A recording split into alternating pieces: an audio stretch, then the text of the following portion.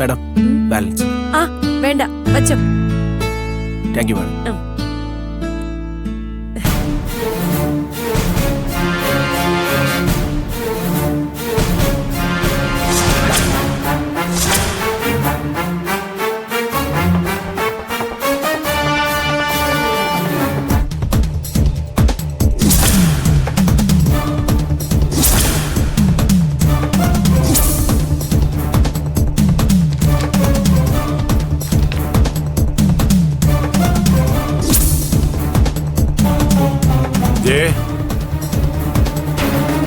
ആ ദേവേട്ടനെത്തിയോ?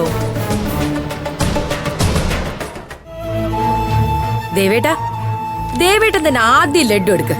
ഐശ്വര്യം ഉണ്ടാവട്ടെ. ലഡുവാ? എന്തിനതിപ്പോ? എനിക്കൊന്നും മനസ്സിലാവുന്നില്ലല്ലോ.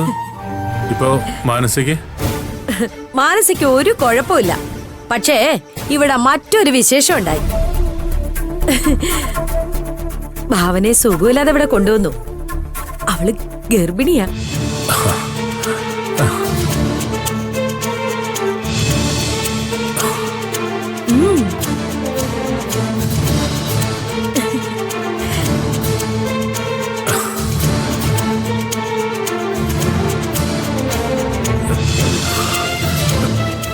നീ പറയുന്നത് സത്യമാണോ ജയ? അതെ ദേവേട്ടാ, ആദ്യം ഞാനും വിശ്വസിച്ചില്ല, പിന്നെ വിശ്വസിക്കേണ്ടി വന്നു. ഡോക്ടർ വിളിച്ചു പറഞ്ഞു ഭാവന ഗർഭിണിയാണെന്ന്.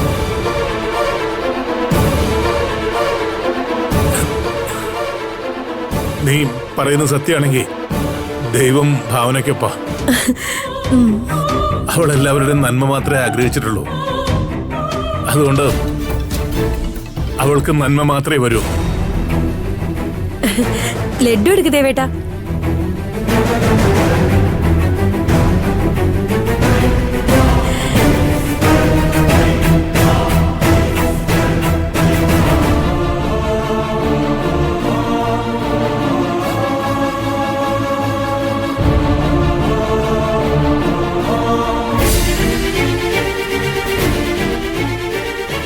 എന്താ ദേവേട്ടാ?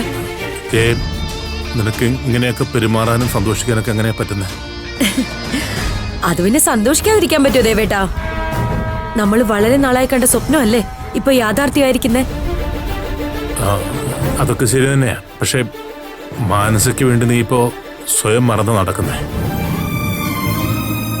ആ ഒരൊറ്റ കാരണം കൊണ്ടാ ഭാവന ഈ വീട്ടിൽ നിന്ന് പോയത്. എന്നിട്ടിപ്പോ ഭാവന ഗർഭിണിയാണെന്നറിയുമ്പോ നീ കാണിക്കുന്ന വെറും പ്രഹസനമായിട്ടാണ് എനിക്ക് തോന്നുന്നത്.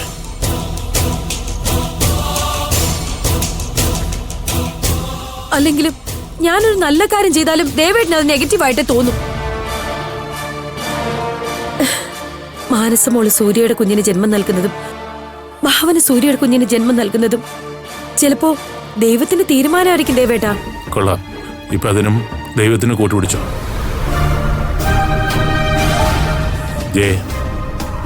നീ ഇപ്പൊ കൈവിട്ട കളിയെ കളിക്കുന്നേ. ഇതിന്റെയൊക്കെ അവസാനം എന്തായിരിക്കും എന്നുള്ളത് നീ ചിന്തിച്ചിട്ടുണ്ടോ? ഇവിടെ പെടാൻ പോകുന്ന നമ്മുടെ മോന. അപ്പൊ പിന്നെ നമ്മുടെ മോളോ? അവളെന്താ മനുഷ്യസ്ത്രീയല്ലേ? അവക്കെന്താ അഭിമാനമില്ലേ? നമുക്കിപ്പൊ തന്നെ ചോദിക്കേട്ടാ. വാ, നീ ഒന്ന് സമാധാനപ്പെടേ. തൽക്കാലം ഇപ്പൊ നമ്മൾ ആരോടും ഒന്നും ചോദിക്കാൻ പോകണ്ട. എന്താ അവരുടെ ഉദ്ദേശം എന്ന് അറിയണമല്ലോ. ദേവേട്ടന് ഇപ്പൊ സൂര്യയുടെ കാര്യം ഒന്നും ആലോചിച്ച് വിഷമിക്കണ്ട. ആദ്യം ഹോസ്പിറ്റലിൽ നിന്ന് വീട്ടിലേക്കൊന്ന് ചെല്ലട്ടെ, എന്നിട്ട് നമുക്ക് വേണ്ട എന്താന്ന് വെച്ചാൽ തീരുമാനിക്കാം. നീ എത്ര നിസ്സാരമായിട്ടാ ജയ സംസാരിക്കുന്നേ? ഇതൊക്കെ ലോകത്ത് എവിടെയെങ്കിലും നടക്കുന്ന കാര്യമാണോ? എന്നാ പിന്നെ ദേവേട്ടന് ഇവിടെ തന്നെ നിക്ക്. ഞാൻ ഈ സന്തോഷം അറിയിക്കാൻ പറ്റുന്നവരെയൊക്കെ ഒന്ന് അറിയിച്ചിട്ട് വരാം. എന്നാ പിന്നെ ആദ്യം നീ എന്റെ ഏട്ടനും ഏട്ടത്തേക്കും കൊണ്ടേ കൊടുക്ക്. അവര് സന്തോഷിക്കട്ടെ. അവരിവിടെ വന്നിട്ടുണ്ട്.